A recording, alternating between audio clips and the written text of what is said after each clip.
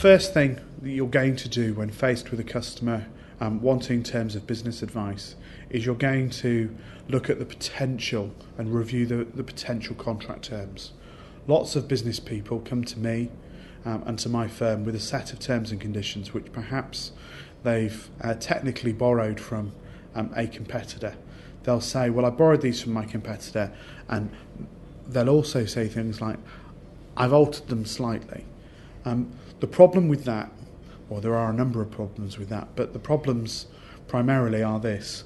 The first of which is it's breach of copyright. You don't know who wrote them, which law firm, if any. You don't know how good the conditions are.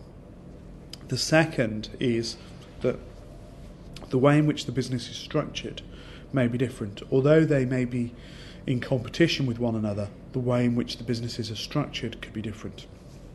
For example, one business may be primarily business-to-business trade, the other may be primarily business-to-consumer.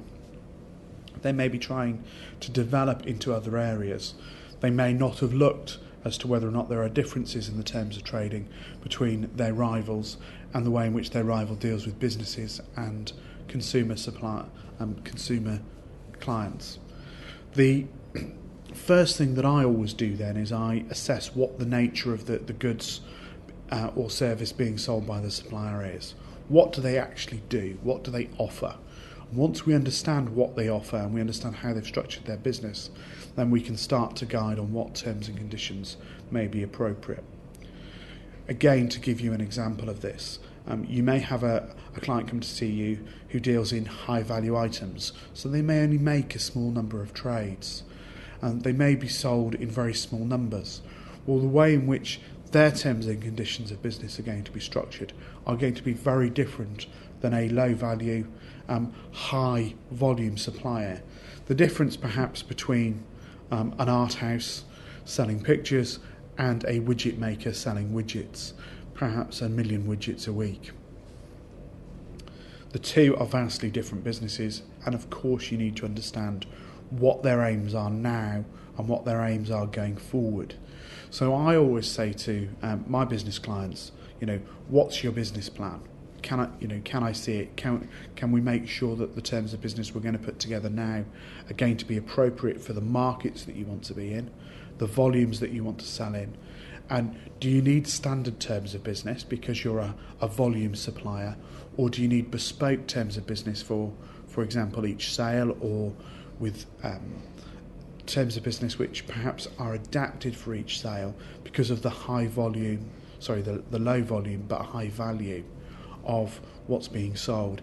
If you're, for example, dealing with a high-end product, perhaps that product is going to be made tailored or bespoke to the client, and that is going to require different terms of business to the low-value items.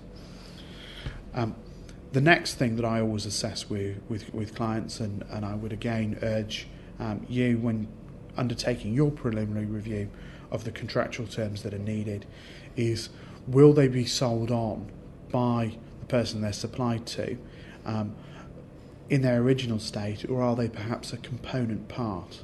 Let's take our example of the widget maker. The widget is sold to the customer. That's a business customer, but perhaps that business customer then places the widget in an electronic item which then is sold on to consumers. You will want different warranties, you'll want different terms of trade between each of those parties. So again, it's making sure that the widget maker is supplying what's required on time in the right volumes, so that the whole of the production to the consumer end is not affected. That will be the concern of our clients, the supplier. It will be the concern of the supplier to get it to their clients so that they don't lose the goodwill of that business by, for example, not delivering on time, not delivering to the quality they require, not delivering an ongoing saleable part for the end user consumer aspect.